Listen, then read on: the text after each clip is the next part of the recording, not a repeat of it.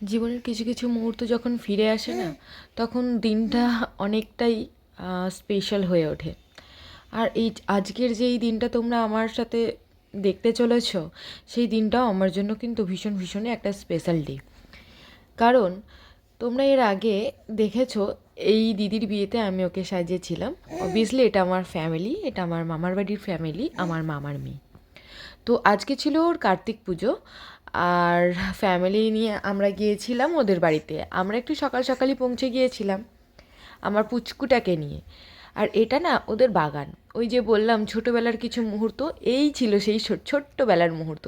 জানো তো, মামার বাড়িতে যখন যেতাম ছোটোবেলায়, এই শাঁখো পেরোনোর যে অভিজ্ঞতাটা ছিল না, বিশ্বাস করো সেই দিনটার কথা আমার মনে পড়ে গিয়েছিল এই দিনটাতে।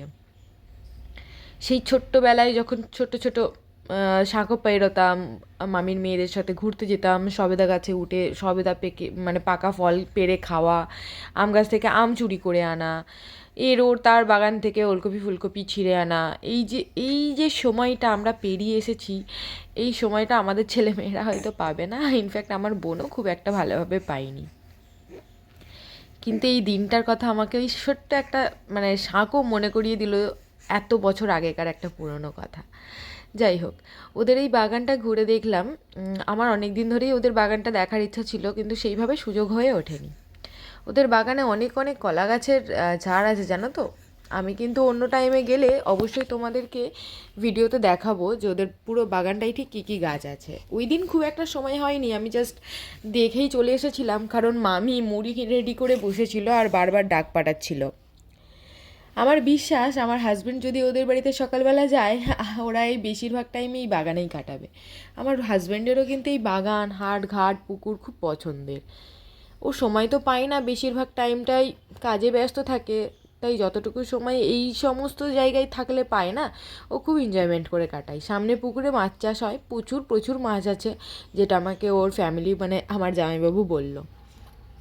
তো যাই হোক, এই স্পেশাল দিনটাতে আমরা চলে গিয়েছিলাম আমার দিদির বাড়ি। কার্তিক পুজো সামনেই, দেখতে পাচ্ছ ঠাকুর বসিয়ে দিয়েছে। এবারে শুরু হবে মা মাসির গল্প, অর্থাৎ মুড়ির গামলি নিয়ে আমার মামি যখন এন্ট্রি নেবে না, তখন ঘরেতে শুধু শুরু হবে মা মাসিদের গল্প। তোমরা তো জানোই মা মাসির গল্প মানে এখানে ওখানে সেখানে নানান কথা, নানান গল্প। এই যে এসে গেছে।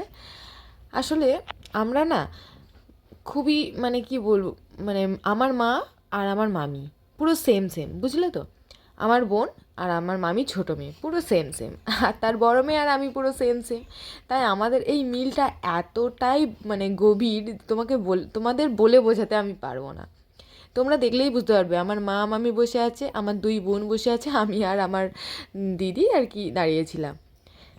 তো যাই হোক, ফ্যামিলির গল্প তো অনেক হবে আরও পরে। এখন তোমাদের সাথে আমি একটা কথা শেয়ার করছি, সেটা হচ্ছে আমার জানা কিছু তথ্য এই কার্তিক পুজো সম্বন্ধে।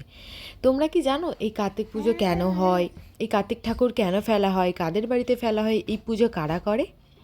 হ্যাঁ, এই পুজোর প্রচলন হয়েছিল পাল বংশের কোনো ছেলেদের হাত ধরে। আসলে আমার যতটুকু জানা যে পাল বংশের 3 ছেলের কোনো সন্তান হয়নি, যার জন্য তারা এই কার্তিক ঠাকুরকে পুজো করে। এই কার্তিক ঠাকুর পুজো করার আসল কারণ হচ্ছে বাড়িতে ছোট্ট ফুটফুটে সন্তান আসা, অবশ্যই ছেলে সন্তান আসা, কিন্তু সেটা আগেকার চল ছিল। এখন তো আর ছেলে সন্তান বলে ছেলে সন্তান হয় এটা তো না। কিন্তু প্রত্যেকটা নববিবাহিত দম্পতির বাড়িতে কার্তিক ঠাকুর ফেলা হয় বাড়িতে একটা ছোট্ট ফুটফুটে সন্তান আসার জন্যই। আর এই পুজোটা প্রত্যেকটা মানে ছেলে মেয়ে করে থাকে। আশা করি তোমরা যারা গ্রামের দিকে আছো তারা খুব ভালো করেই জানো যে বাড়িতে কার্তিক পুজো ফেললে সবাইকে ধুমধাম করে নিমন্ত্রণ করে খাওয়া দাওয়া করিয়ে এই পুজো হয়ে থাকে। আর এই পুজো কিন্তু সারা রাত ধরে হয়। এই পুজোতে বাবা মাকে সকাল থেকে না খেয়ে থাকতে হয়। আসলে এই দিনটাতে আমরা কার্তিক ঠাকুরকে এই রূপে পুজো করে থাকি, তার ছেলে রূপে পুজো করে থাকি, যাতে আমাদের হলো একটা ছোট্ট ফুটফুটে ছেলে সন্তান আসে। হ্যাঁ, আমি ওই যে আগেও বললাম ছেলে বা মেয়ে সেটা ম্যাটার করে না, কিন্তু এই জ্ঞানেই পুজো করা হয়ে থাকে। তো যাই হোক, এই পুজো আমিও করেছি, কিন্তু তোমাদের সাথে শেয়ার করতে পারিনি, কারণ সেই সময় আমি এই কাজটাকে মানে নিজের মধ্যে আনতে পারিনি। তখন আমি এই কাজটাকে শুরুই করিনি। ইউটিউব জার্নি আমার শুরু হয়েছে আমার কার্তিক পুজোর পর। অবশ্যই আমি কার্তিক পুজো করেছিলাম, কিন্তু আমার হয়েছে একটা ফুটফুটে রাজকন্যা, আর আমি তাতে ভীষণ খুশি। সারা রাত তো পুজো হবে, কিন্তু সারা রাত পুজোতে থাকা সম্ভব নয় আমার পক্ষে, কারণ আমার ছোট্ট পুচকিটাকে নিয়ে বাড়িতে আসতে হবে। আর তাই আমরা তাড়াতাড়ি খেতে বসে গিয়েছিলাম, যেহেতু আমাদের আবার বাড়িতে রওনা দিতে হবে। কিন্তু কি জানো তো, এই আপনজনদের ছেড়ে না বাড়িতে আসার কোনো ইচ্ছাই থাকে না। মনে হয় যেন আরও থাকি আরও থাকি। অবশ্য আমার তো রাত্রিরে থাকারও কথা ছিল, কিন্তু এই যে আমার হাজবেন্ড, ও আবার তার এই ছোট্ট রাজকন্যাটাকে ছাড়া থাকতে পারবে না, বলছে না না বাড়ি চলো বাড়ি চলো। তাই খাওয়া দাওয়া সেরে বাড়ি চলে এলাম। ওদের মেনুতেই ছিল মটরশুঁটির কচুরি, ছোলার ডাল, আর ছিল পোলাও, আর আলুর দম ছিল, চাটনি পাঁপড়, মিষ্টি। আর এখানে জানো তো আমার ফেভারিট মিষ্টিটা ছিল কি বলো তো, পান্তুয়া। তোমাদের সাথে কিন্তু একটা সিক্রেট শেয়ার করলাম, আমার ফেভারিট মিষ্টি কিন্তু পান্তুয়া। হ্যাঁ, বাঙালি রসগোল্লা প্রিয়, কিন্তু আমার আবার একটু পান্তুয়ার দিকে ন্যাক বেশি। ছোটোবেলায় দেখেছি এই পান্তুয়ার প্রতি প্রেম ছিল আমার দিদিমার, মানে আমার মায়ের মায়ের।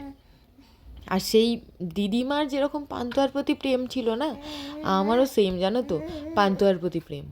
ওই যে আমার দিদিমার যেরকম পেটাই পরোটার প্রতি প্রেম ছিল, আমার মায়েরও সেরকম, আর আমারও সেরকম জানো। শুধু পেটাই পরোটা, পান্তুয়া না, আমার দিদিমার, মানে আমার বংশ পরম্পরায় আমার দিদিমা থেকে আমার মা থেকে আমি, এই তিনজন পর পর দেখতে পাচ্ছি এই ফেভারিট জিনিসগুলো বংশগতভাবে এগোতে থাকছে। তোমাদের কার কার এরকম অবস্থা আমাকে একটু জানিও। আর অবশ্যই আমাকে কমেন্টে জানিও তোমরা কী ধরনের মিষ্টি খেতে ভালোবাসো। যাই হোক, আমার এই বোনের পুচকুটা একটু জ্বালাচ্ছিল বলে আমার হাজব্যান্ড বলছে দাও ওকে, আমায় দাও, তোমার বাকিটা তুমি খেয়ে নাও। সে তো প্লেট ধরে টানাটানি করছে।